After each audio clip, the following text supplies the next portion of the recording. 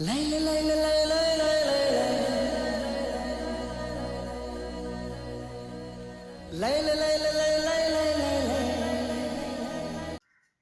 everyone, welcome to my YouTube channel Conan Academy. Today we are going to start a new subject that is RCC design. आज हम लोग RCC design को start करेंगे यहाँ पे और RCC डिजाइन का जो कंप्लीट सिलेबस है वो कंप्लीट कराया जाएगा यहाँ पे. आप किसी भी एग्जाम की प्रिपरेशन कर रहे हैं, चाहे वो कंपटीशन हो, SSC JEE हो, इंजीनियरिंग सर्विसेज हो या आप यूनिवर्सिटी लेवल के एग्जाम की भी तैयारी कर रहे हैं, तो ये कोर्स आपके लिए इफेक्टिव साबित होगा. मेरे साथ बने रहिए. RCC डिजाइन का कंप्लीट सिलेबस यहाँ पे कंप्लीट कराया जाएगा. Next point of reference, RCC design में हमें सबसे पहले कुछ बेसिक कॉन्सेप्ट के बारे में हम बात कर लेते हैं. टॉपिक में इंटर करने से पहले वो बेसिक कॉन्सेप्ट क्या है. हमें पता है कि हमारा जो स्ट्रक्चरल इंजीनियरिंग वाला पार्ट है,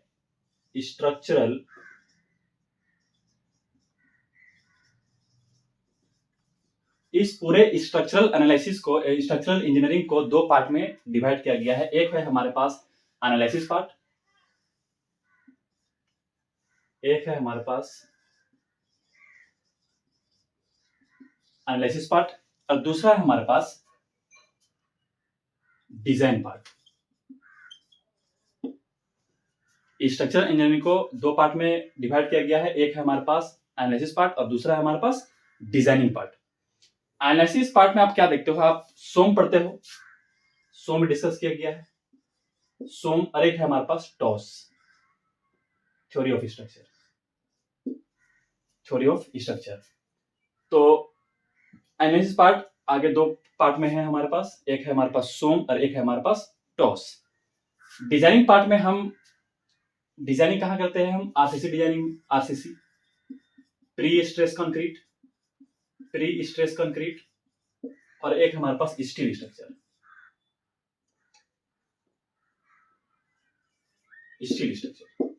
यहाँ पे होता है डिजाइनिंग और सोम में और टॉस में क्या होता है, एनालिसिस. एनालिसिस मतलब जो भी अननोन फोर्सेस है उन्हें निकालना, ये एनालिसिस कहलाता है. जो भी अननोन फोर्सेस है उन्हें हम सोम में या टॉस में निकालते हैं. और ध्यान इस बात का रखते हैं कि जो हमारा स्ट्रक्चर है वो कंपेटिबल है कि नहीं.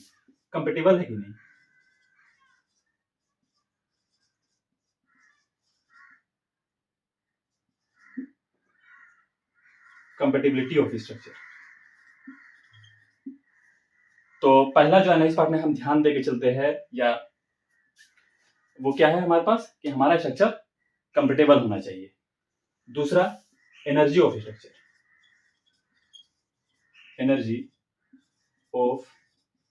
स्ट्रक्चर. और तीसरा है हमारे पास इक्विलिब्रियम ऑफ स्ट्रक्चर.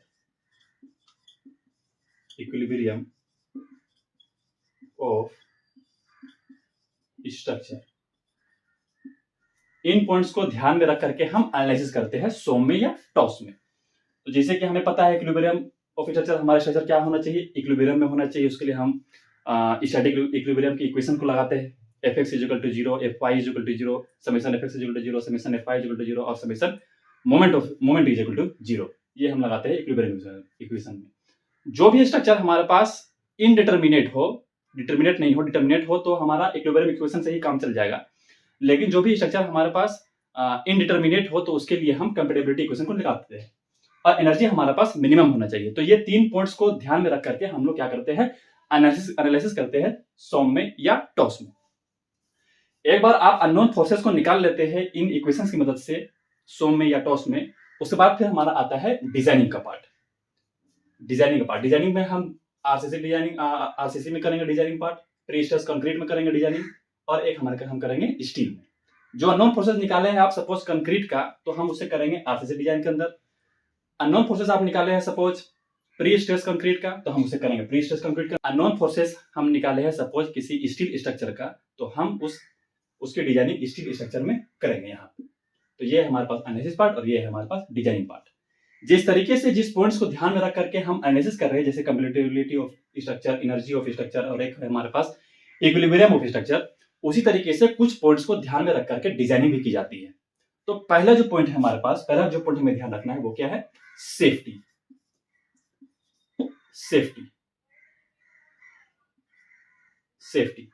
तो हमारा स्ट्रक्चर सेफ होना चाहिए with sufficient factor of safety for loading.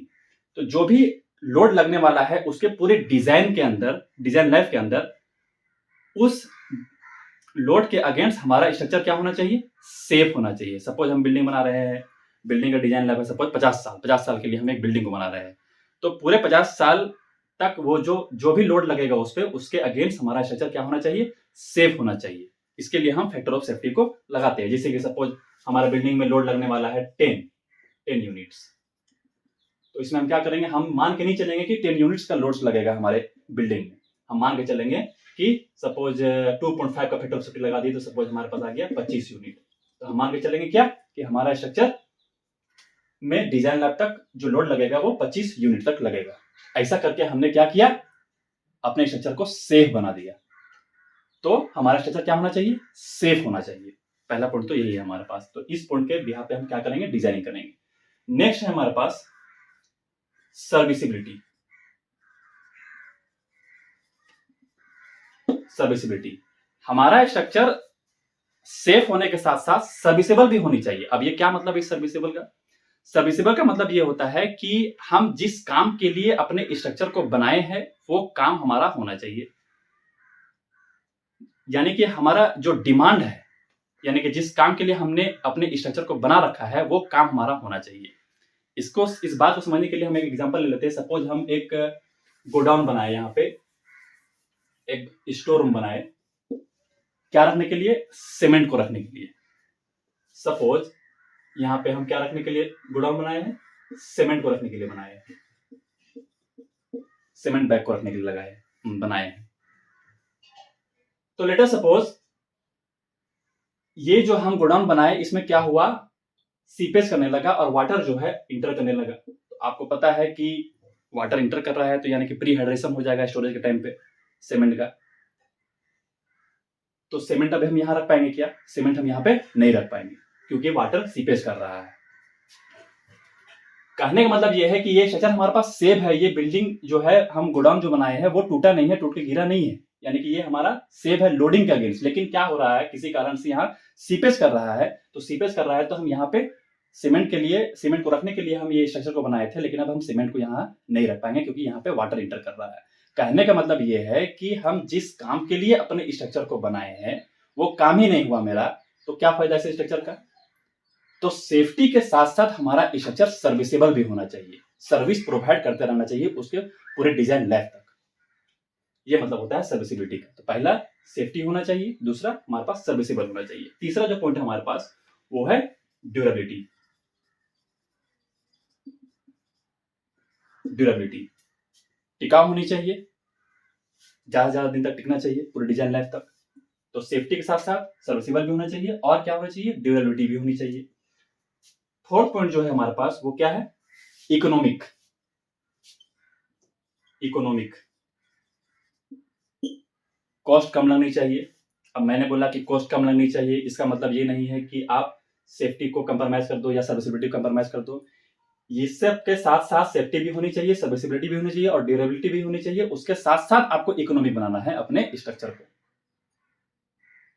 ऐसा नहीं कि इकोनॉमी बनाना है, कम कॉस्ट लगे, इसके जगह में हम क्या कर दिए कि अपने स्ट्रक्चर को अनसेफ बना दिए। ऐसा नहीं करना है, इसके साथ कोई कंप्रोमाइज नहीं करना है। इसके साथ आपको क्या करना है, इकोनॉमिक बनाना है अपने स्ट्रक्चर को। Next point of reference, next हमारे पास दिखने में सुंदर होनी चाहिए, एस्थेटिक। एस्थेटिक, तो जो भी स्ट्रक्चर बनाए हैं दिखने में क्या होनी चाहिए, सुंदर होनी चाहिए। तो डिजाइनिंग के अंदर इन पॉइंट को ध्यान में रख करके हम लोग क्या करते हैं, डिजाइनिंग करते हैं, आरसीसी में या प्रीस्ट्रक्चर कंक्रीट में या हमारे पास स्टील स्ट्रक्चर में। तो ये बेसिकली स्ट्रक्चर इंजीनियरिंग को दो पार्ट में डिवाइड किया गया है। एक है हमारे पास एनालिसिस पार्ट और दूसरा है हमारे पास डिजाइनिंग पार्ट।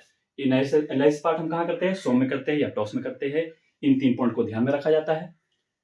और हम नेक्स्ट हमारे पास डिजाइनिंग पार्ट। डिजाइनिंग पार्ट हम कहाँ करते हैं, आरसीसी में करेंगे, प्रीस्ट्रक्चर कंक्रीट में करेंगे और हम करेंगे स्टील स्ट्रक्चर में। किन किन पॉइंट का ध्यान में रखा जाता है वो मैंने आपको बता दिया अलग से, सेफ्टी, सर्विसिबिलिटी, ड्यूरेबिलिटी, इकोनॉमिक और एस्थेटिक। हमारा पॉइंट ऑफ डिस्कशन है आरसीसी का। इसके बाद हम आएंगे प्रीस्ट्रक्चर कंक्रीट में।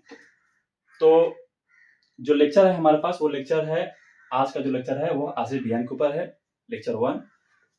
कल से स्टार्ट करेंगे हम सोम भी, सोम और आरसीसी डिजाइन पैरेलली चलेगा, एक साथ चलेगा। तो मेरे साथ बने रहिए।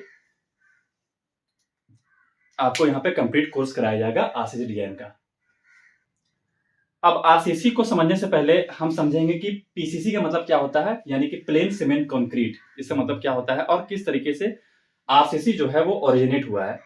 तो हम बात करते हैं पहले प्लेन सीमेंट कंक्रीट का। क्या होता है ये plain cement concrete? It is the paste which is formed by the addition of water in specified proportion in the mixture of binding material, fine aggregate, coarse aggregate and admixture अगर जरूरत है तो binding material यानी कि cement, sand और coarse aggregate के mixture को हम क्या बोल देते हैं? पीसीसी बोल देते हैं, यानी कि प्लेन सीमेंट कंक्रीट बोल देते हैं। ये स्ट्रांग होता है किस चीज में? कंप्रेशन में, बट वीक होता है किस चीज में? टेंशन में। तो सेकंड पॉइंट तो ये है हमारे पास। नेक्स्ट पॉइंट है हमारे पास its tensile strength is increase, यानी कि जब ये वीक होता है टेंशन में तो हम टेंसाइल स्ट्रेंथ को बढ़ाने के लिए क्या कर देते हैं? उसकी रिइंफोर्सिंग कर देते हैं। रिइंफोर्सिंग हम किसी के साथ भी कर सकते हैं, जैसे कि स्टील के साथ कर सकते हैं, हम बम्बू के साथ कर सकते हैं, जियो टेक्सटाइल के साथ कर सकते हैं, हम तो किसी के साथ भी कर सकते हैं। वो एक अलग सेपरेट स्टोरी है कि हम क्या चीज को यूज करते हैं आरसीसी डिजाइनिंग में। तो रेनफोर्सिंग करने के लिए हमारे पास बहुत सारे मटेरियल अवेलेबल है, वो मटेरियल जो टेंसाइल स्ट्रेंथ को बढ़ाते हैं। ठीक है, तो टेंसाइल स्ट्रेंथ को बढ़ाने के लिए हमारे पास बहुत सारे मटेरियल अवेलेबल है। और हम क्या आरसीसी डिजाइन में कौन से रेनफोर्सिंग को लेते हैं, रेनफोर्समेंट को लेते हैं, हम उसकी बात अलग से स्टोरी में करेंगे आरसीसी में जब हम आएंगे। तो अभी के लिए बस इतना ही कि क्या होता है ये पीसीसी का मतलब। पीसीसी का मतलब होता है ये मिक्सर होता है किस चीज का? फाइन एग्रीगेट का, कोर्स एग्रीगेट का, बाइंडिंग मटेरियल का। उस मिक्सर को हम लोग क्या बोल देते हैं? पीसीसी बोल देते हैं, प्लेन सीमेंट कंक्रीट। और ये वीक होता है किस चीज में? टेंशन में। और स्ट्रांग होता है किस चीज में? कंप्रेशन में। लेट अस सपोज हमारे पास एक बीम है। किस चीज का बीम है ये? पीसीसी का है।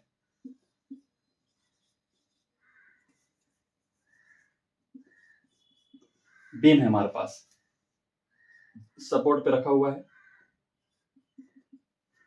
इस बीम में क्या लग रहा है? लोड लग रहा है। सपोज लोड पी लग रहा है।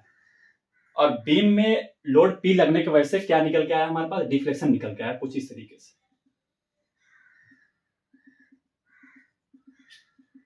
कुछ इस तरीके से क्या निकल के आया? डिफ्लेक्शन निकल के आया। तो आप यहाँ पे नोटिस कर रहे होंगे कि जो ऊपर वाला जो मटेरियल है हमारे पास, वो क्या हो रहा है? कंप्रेस होने की कोशिश कर रहा है।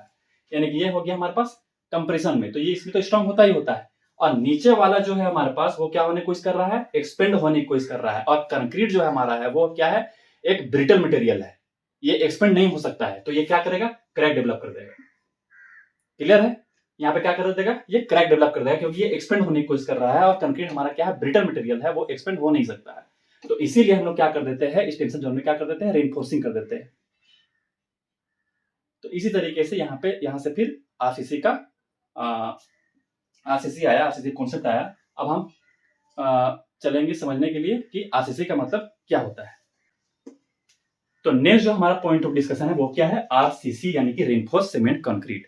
तो इससे पहले मैंने आपको बताया पीसीसी के अंदर कि पीसीसी जो होता है वो स्ट्रांग होता है कंप्रेशन में और वीक होता है टेंशन में। उसे हम टेंशन में भी स्ट्रांग बनाने के लिए क्या कर रहे हैं? उसकी रेनफोर्सिंग कर रहे हैं, रेनफोर्समेंट उसमें दे रहे हैं ताकि वो स्ट्रांग हो जाए टेंशन में भी। तो ये बन जाता है हमारे पास आरसीसी यानी कि रेनफोर्स सीमेंट कंक्रीट। तो पहला पॉइंट तो ये लिखा हुआ हमारे पास, it is a concrete with reinforcement embedded in it that makes it capable for resisting tensile stress also. तो एक बार हम उसकी रेनफोर्सिंग कर दिए तो वो टेंसाइल स्ट्रेसेस को रेजिस्ट करने के लिए कैपेबल है। Next point of discussion, next point क्या है हमारे पास? Reinforcement is done with the help of fibres that are strong in tension. हम रेनफोर्सिंग क्यों कर रहे हैं? ताकि उसमें टेंसाइल स्ट्रेंथ आ जाए। तो टेंसाइल स्ट्रेंथ तो बहुत सारे मटेरियल के पास अवेलेबल है, जैसे कि बम्बू है, जियो टेक्सटाइल्स है, स्टील है, बहुत सारे मटेरियल अवेलेबल है हमारे पास जिसके पास टेंसाइल स्ट्रेंथ होता है। तो हम कोई भी मटेरियल को यूज कर सकते हैं। लेकिन हम यहाँ पे आरसीसी डिजाइन के अंदर हम क्या करते हैं? स्टील बार को यूज करते हैं एज अ रेनफोर्समेंट। क्यों यूज करते हैं? उसके 3 मेन रीजन है। वो पहला रीजन क्या है हमारे पास? Bond between steel and surrounding ensure strain capability, that is the strain at any point in steel and concrete would be same. कहने मतलब ये है कि जो कोफिशिएंट ऑफ थर्मल एक्सपेंशन होता है, यानी कि अल्फा का जो वैल्यू होता है, वो स्टील के अंदर भी और कंक्रीट के अंदर भी सेम निकल के आता है। इसीलिए हम यूज करते हैं स्टील को। अब सेम निकल के आया, इससे हमें क्या फायदा हुआ? लेट अस सपोज टेम्परेचर के चेंज होने से स्ट्रेन डेवलप हो गया। अगर हम कंक्रीट यूज किए हैं, कंक्रीट की जगह कंक्रीट अदर मटेरियल जो रेनफोर्सिंग किए है वो हम फाइबर के साथ किए हैं या बम्बू के साथ किए हैं, तो उसका जो स्ट्रेन का वैल्यू निकल के आएगा वो कंप्लीटली डिफरेंस निकल के आएगा कंक्रीट के कंक्रीट का, कंक्रीट में कुछ और स्ट्रेंथ निकल के आएगा, और स्टील में क्या अदर मटेरियल जैसे कि बंबू हो गया या जियोटेक्सटाइल हो गया, उसमें क्या निकल के आएगा, अलग निकल के आएगा, डिफरेंट निकल के आएगा। तो इससे क्या होगा, दोनों के बीच में आपस में अच्छे से बॉन्ड नहीं बना पाएगा वो, क्योंकि आगे चल के टेम्परेचर को चेंज होना है। टेम्परेचर के चेंज होने से हमारे जो मटेरियल यूज कर रहे हैं एज अ रेनफोर्समेंट, उसमें क्या होना है, चेंज होना है, यानी कि स्ट्रेंथ डेवलप होगा उसमें।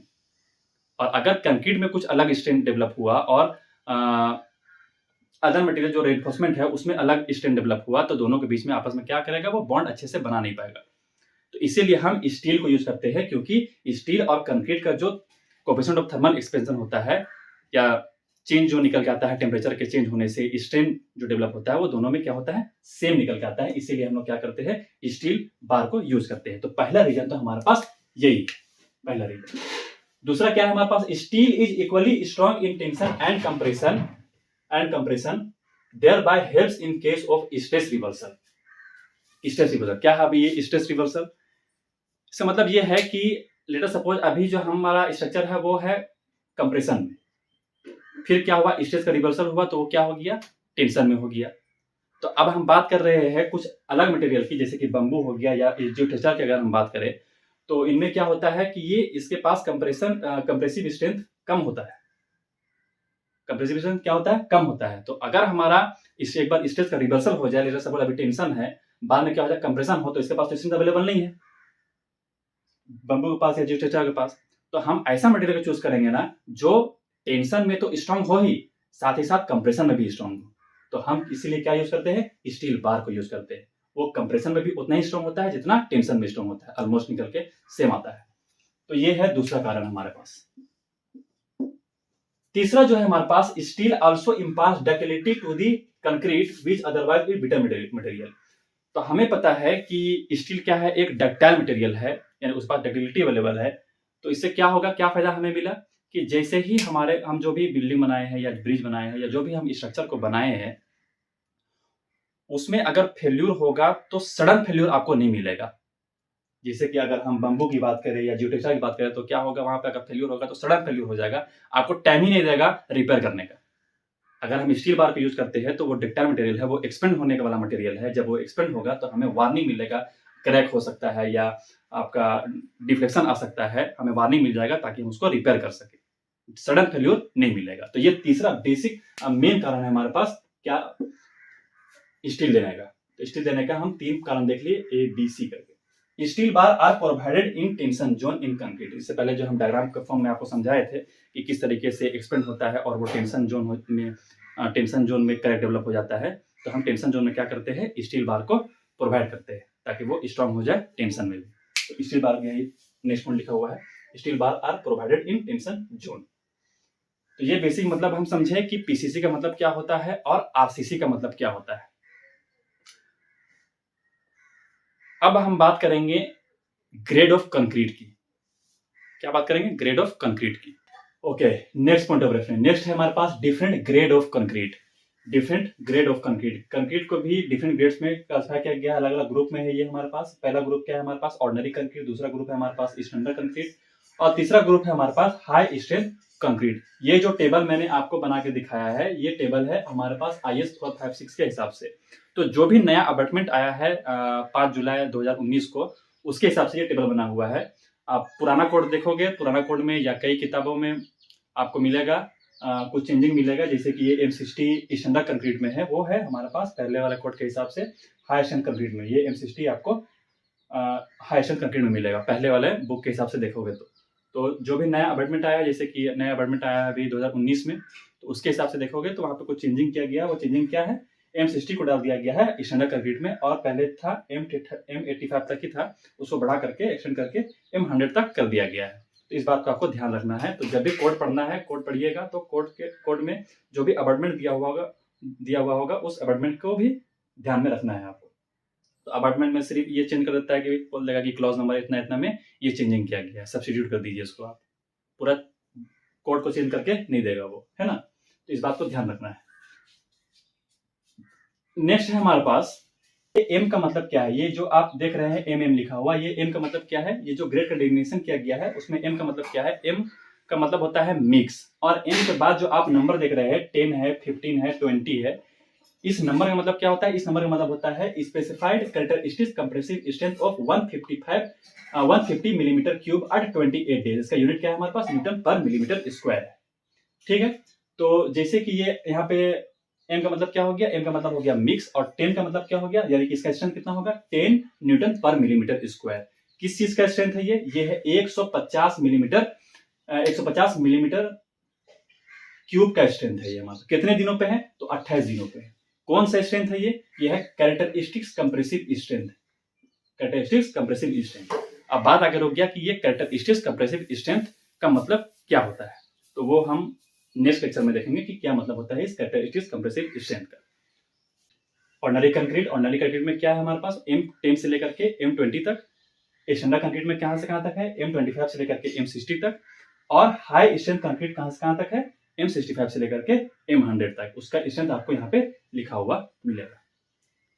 Next point of reference, next क्या बोलता है? नेक्स्ट पॉइंट हमें ये बोलता है कि ऑर्डिनरी कंक्रीट जो है उसको हम यूज करते हैं जनरल आरसीसी वर्क के लिए। ये जो ऑर्डिनरी कंक्रीट है हमारे पास M10 से लेकर के M20 तक, इसका यूज हम कहां करते हैं? जनरल आरसीसी वर्क के अंदर, जहां पे जो स्ट्रक्चर का इंपॉर्टेंस कंपैरेटिवली कम है, वहां पे हम क्या यूज करते हैं? ऑर्डिनरी कंक्रीट को यूज करते हैं। स्टैंडर्ड कंक्रीट का यूज कहां पे होता है? स्टैंडर्ड कंक्रीट का यूज होता है प्री स्ट्रेस कंक्रीट के अंदर। और हाई स्ट्रेंथ कंक्रीट का यूज कहां पे होता है? हाई स्ट्रेंथ कंक्रीट का यूज वहां पे होता है जहां पे हमें लोड कैरिंग कैपेसिटी ज्यादा चाहिए। जिस स्ट्रक्चर पे आपको लोड कैरिंग कैपेसिटी ज्यादा चाहिए वहां पे हम यूज करेंगे हाई स्ट्रेंथ कंक्रीट को। क्लियर है? अब हम बात करते हैं मिनिमम ग्रेड ऑफ कंक्रीट की। Minimum grade of concrete. Next जो पॉइंट है हमारे पास वो है minimum grade of concrete. Minimum grade of concrete का मतलब क्या है? मिनिमम ग्रेड ऑफ कंक्रीट का मतलब ये है कि आपको कम से कम इतने ग्रेड का कंक्रीट यूज करना ही करना है, मिनिमम, है ना? तो ये minimum grade of concrete depend कर जाता है एक्सपोजर कंडीशन के ऊपर कि आपका एक्सपोजर कंडीशन कैसा है, माइल्ड है, मॉडरेट है, सीवियर है या वेरी सीवियर है या एक्सट्रीम है। तो अभी हमारा सिर्फ एम ये है कि आपको मिनिमम ग्रेड ऑफ कंक्रीट बताया जाए, ये एम नहीं है कि माइल्ड मॉडरेट का मतलब क्या है। तो वो एक्सपोजर कंडीशन का मतलब मैं आपको बताऊंगा, ये आगे आएगा टॉपिक, उसके बारे में डिटेल में मैं आपको बताऊंगा। अभी सिर्फ ये समझना है कि मिनिमम ग्रेड ऑफ कंक्रीट हम कितना कितना यूज करेंगे। तो एक जगह में मैं लिखा हूं यहाँ पे minimum grade of concrete PCC के लिए, और एक जगह में लिखा हूं आरसीसी के लिए, कि आपको कितना यूज करना है पीसीसी के लिए और आरसीसी के लिए। तो माइल्ड एक्सपोजर कंडीशन अगर है आपके पास तो वहां पे minimum grade of concrete PCC के लिए कितना है? नॉट स्पेसिफाइड, ये स्पेसिफाइड नहीं है IS 456 में। उस तरीके से minimum grade of concrete RCC के लिए कितना है? हमारे पास M20 है। मॉडरेट की बात करें तो मॉडरेट में अगर पीसीसी का बात करें तो M15 आ गया, आरसीसी की बात करें तो आ गया 25। उस तरीके से पूरा डाटा दिया गया है। सीवियर के लिए M20 है, M30 है, वेरी सीवियर के लिए M20 है, M35 है, और एक्सट्रीम के लिए कितना है? M25 है और M40 है। ये मिनिमम ग्रेड ऑफ कंक्रीट है। तो यहाँ से कंक्लूजन निकल के आ गया कि अगर आपको एक्सपोजर कंडीशन दिया हुआ नहीं है, एग्जाम में इससे बहुत ज्यादा क्वेश्चन निकल के आता है, अगर आपको एक्सपोजर कंडीशन दिया हुआ नहीं है और सिर्फ आपसे ये पूछे कि आरसीसी का बता दो कि मिनिमम ग्रेड ऑफ कंक्रीट कितना है, तो हमें बताना है M20। उस तरीके से पीसीसी का बता दो मिनिमम ग्रेड ऑफ कंक्रीट कितना है, तो हमें बताना है M50। तो पहला पॉइंट तो ये है हमारे पास कि इन पॉइंट को आपको ध्यान में रखना है। पहला पॉइंट क्या बोल रहा है? पहला पॉइंट बोल रहा है कि for mild exposure condition minimum grade of concrete for PCC is not specified. Specified नहीं है, वो मैंने आपको बता दिया। Minimum grade of concrete IS 456 के हिसाब से आरसीसी के लिए कितना लेके चलना है? M20, और पीसीसी के लिए कितना लेके चलना है? M15 लेके चलना है। क्लियर है यहाँ तक? अगर एक्सपोजर कंडीशन दिया हुआ नहीं है तो, अगर एक्सपोजर कंडीशन दिया हुआ है तो हम इसके हिसाब से, टेबल के हिसाब से हम लेके चलेंगे। नेक्स्ट पॉइंट क्या बोल रहा है? नेक्स्ट पॉइंट बोल रहा है minimum grade of concrete shall be M20 but it is M15 for building. पहला केस दिया गया है। पहला केस क्या बोल रहा है? Which are more than 50 metre in height in seismic zone 3, 4, 5। क्या मतलब है इस चीज का? तो हमें पता है कि minimum grade of concrete RCC के लिए कितना होता है? M20 होता है, लेकिन ये IS 456 के हिसाब से है। उसे पता है कि आप रट के ही जाओगे, तो जेईई में यहाँ तक ही पूछता है। लेकिन अगर हम बात करें गेट की या इंजीनियरिंग सर्विस की, तो वो आगे और भी कोर्ट से पूछ देता है उठा करके, जैसे कि ये है हमारे पास IS 13920 के हिसाब से है। IS 19320 इसके हिसाब से है। इसके हिसाब से मिनिमम ग्रेड ऑफ कंक्रीट क्या बोलता है? ये बोलता है कि अगर आपका बिल्डिंग का हाइट 15 मीटर से ज्यादा हो, बिल्डिंग का हाइट कितना हो? 15 मीटर ज्यादा हो, किस जोन में? जोन 3, 4, 5 में, तब आपको मिनिमम ग्रेड ऑफ कंक्रीट कितना यूज करना है? हमें यूज करना है M25। कितना यूज करना है? M25। तब ये नहीं रहेगा, रिजल्ट चेंज हो जाएगा। M20 नहीं होगा, M25 होगा। कहाँ पे? सेस्मिक जोन 3rd 4 5 में, उस सेस्मिक जोन में जहाँ पे हमारा बिल्डिंग का हाइट कितना है? 15 मीटर से ज्यादा है। क्लियर है? हमें पता है कि ये जो पूरा इंडिया है उसे अर्थक्वेक के हिसाब से कि कहाँ पे कितना ज्यादा अर्थक्वेक आता है उसके हिसाब से अलग अलग जोन में डिवाइड किया गया है। जोन 1 है, जोन 2 है, जोन 3 है, जोन 4 है और जोन 5 है। जोन 5 यानी कि उतना ज्यादा उसमें अर्थक्वेक आने का चांसेस है। ठीक है, जोन 1 सबसे कम उसमें अर्थक्वेक आने के चांसेस है, तो उसके हिसाब से सेस्मिक जोन में डिवाइड किया गया। Seismic zone 1 2 3 4 5। अगर आपका सेस्मिक जोन 3rd 4 5 में अगर बिल्डिंग बन रहा है और बिल्डिंग का हाइट 15 मीटर से ज्यादा है, तो उस केस में आपको मिनिमम ग्रेड ऑफ कंक्रीट कितना लेके चलना है? M25 लेके चलना है। इस पॉइंट को ध्यान में रखना है। अगला बोलता है but not less than required by IS 456 used based on exposure condition. इस बात उसकी समझ सकते हैं। वो बोल दिया क्वेश्चन में पूछे आपसे कि बता दो minimum grade of concrete RCC के लिए कितना है जब बिल्डिंग का हाइट 15 मीटर से ज्यादा हो सेस्मिक जोन 3rd में, और एक्सपोजर कंडीशन में दे दिया गया हो कि बता दो वेरी सीवियर का कितना है। तो हमें कितना बताना है? M25 तब नहीं बताना है, हमें बताना है M35। ठीक है, लेकिन मिनिमम कितना होना चाहिए? M25 होना चाहिए। अगर उसमें भी इस केस में भी अगर एक्सपोजर कंडीशन को डाल दिया गया हो तो हमें एक्सपोजर कंडीशन के हिसाब से चलना है। क्लियर है? लेकिन मिनिमम कितना लेके चलना है? M25 लेके चलना है। दूसरा पॉइंट तो हमारे पास ये था। नेक्स्ट पॉइंट बोल रहा है minimum grade of concrete to be used in pre stressed concrete. इससे पहले भी नाम आया था प्री स्ट्रेस्ड कंक्रीट का। क्या मतलब होता है ये प्री स्ट्रेस्ड कंक्रीट का? प्री स्ट्रेस्ड नाम में लिखा हुआ प्री मतलब पहले, है ना? क्या? स्ट्रेस यानी वो मटेरियल, वो मेंबर, वो स्ट्रक्चर जिसमें हम स्ट्रेस तो तब डेवलप होता है ना जब हम उसमें लोड लगाते हैं। लोड लगाने की वजह से क्या होता है? डेवलप होता है स्ट्रेस। लेकिन हम लोड लगाए ही नहीं है, पहले ही से ही वो स्ट्रेस हो गया हो, स्ट्रेस डेवलप हो गया हो, तो उसको हम लोग बोल देते हैं प्री स्ट्रेस्ड। क्लियर है? तो वो मेंबर जो प्री स्ट्रेस्ड हो या प्री स्ट्रेस्ड कंक्रीट हो, उस केस में आपको कितना लेना है? उसको भी दो पार्ट में क्लासिफाई किया गया है। एक है हमारे पास प्री टेंशन और दूसरा है हमारे पास पोस्ट टेंशन। प्री टेंशन का मतलब क्या है? प्री टेंशन मतलब है कि कास्टिंग से भी पहले उसमें टेंशन डेवलप हो गया हो, तो उसको हम लोग बोल दिए प्री टेंशन। उस केस में हमको कितना लेना है? Minimum grade of concrete M40 लेना है। और वो मेंबर जो कास्टिंग होने के बाद उसमें टेंशन डेवलप हुआ हो तो हम कितना लेना है? Minimum grade of concrete M30 लेना है। तो ये पूरा इंफॉर्मेशन था आपका मिनिमम ग्रेड ऑफ कंक्रीट का।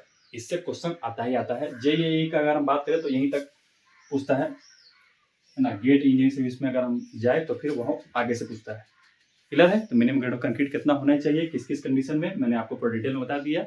आज का लेक्चर यहीं पे खत्म करते हैं। नेक्स्ट क्लास में फिर हम लोग अगला टॉपिक में आएंगे, स्ट्रेंथ के बारे में देखेंगे। जैसे कि मैंने बताया आपको कैरेक्टरिस्टिक्स कंप्रेसिव स्ट्रेंथ, उनका एक लेक्चर आएगा। ठीक है, आज के लिए इतना ही। Thank you everyone.